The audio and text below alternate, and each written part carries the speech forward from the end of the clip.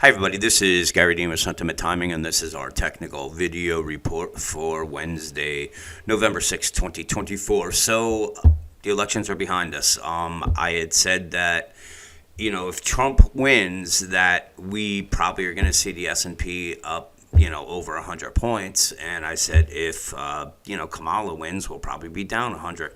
And it's not, again, I'm not really going at this in a political way. I'm just saying Trump is pro-growth for business, that tight, lowering taxes, letting people make, what they can and keep what they can. And the Kamala, or just say Biden, Harris, they've been all about regulations and really just building up the debt. So when Trump won, it's a pro business. So naturally, the market's going to go up. They don't have to worry about getting taxed on unrealized gains and getting the corporate tax rate up to 28%, which would be the highest in the world. So all that got removed off the table, and it was a pent up buying, and this is exactly what happened. So we had a really good day today. We did 4,250, I think, 4,250. But you're going to be a little surprised at what trades we took because, as I said, I was expecting the market to be up today. But what I was a little surprised about was I'm going to hang on one second. I'm going to bring it here. Okay. So this is the software that I'm learning still. There's a lot to learn, but they have, some of there. But what this basically is, the signal weight. So when you have the S&P that's gapping up 120 points, this should have been at 1,800, 1,900. The cycle momentum should have been at 80 or 90. Well, this was just hanging around the 500 level. This was actually minus 20. So what it was telling us was that we were going to see some battles back and forth. And really what we did, once it got here, instead of taking a put position on it, I just simply wrote the 59.30, 59.40 calls. So I collected premium on it. Came down here, closed them for 20 cents, came back up. Same thing was going on. Cycle momentum was going down. So we knew this pressure right here was going to get some kind of pullback. And we did I think it was the 59.40 and 59.50. And again, close those for a nice gain. And then the other ones, I was kind of under the impression because we had some bearish divergences. And again, the cycle momentum was not really supporting of it. So I was thinking that we were going to get another test down at these lows again.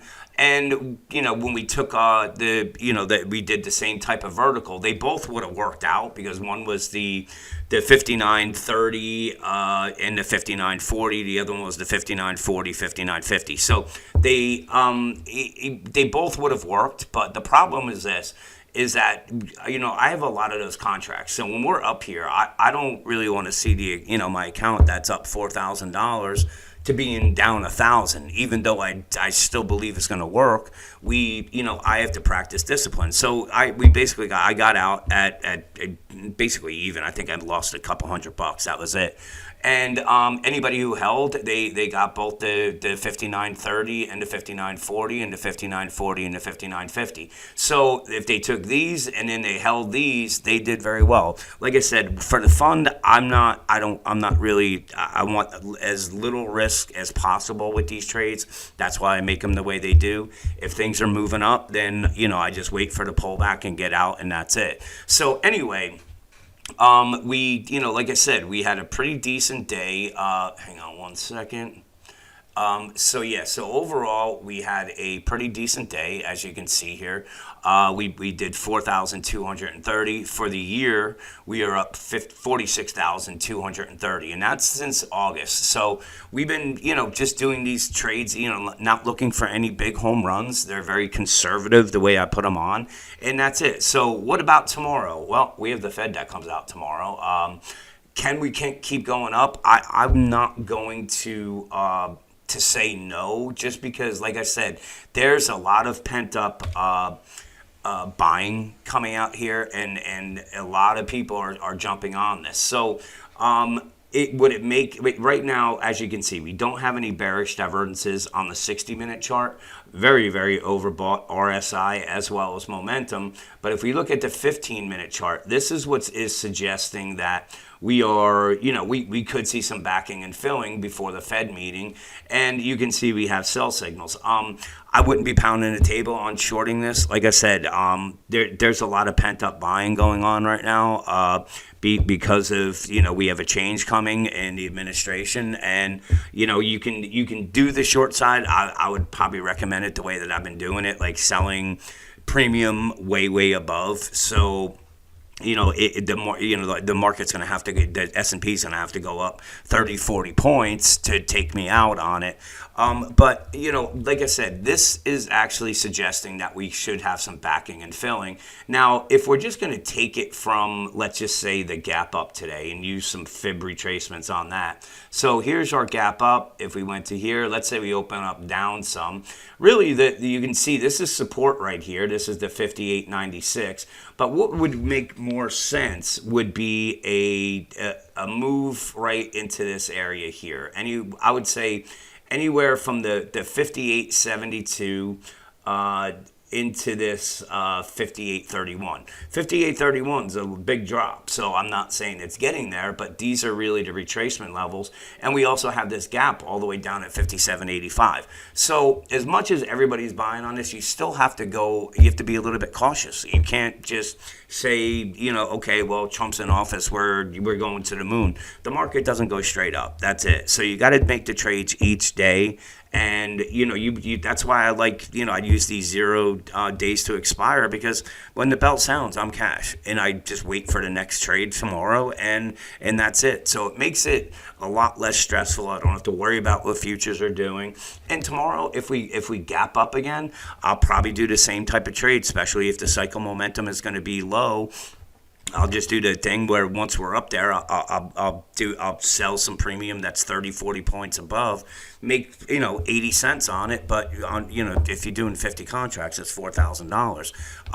And then you don't look for the home run where you're going to collect the whole thing. Once it gets into the support, you turn around and you close out. You buy that premium back at a lower cost, and you wait for the next setup. And that's really the way I've been doing it. So it's really hard to give you any kind of upside target. The best I can do would be, if we're just going to be using these, let's say, extensions here, going from this low to this high to this low.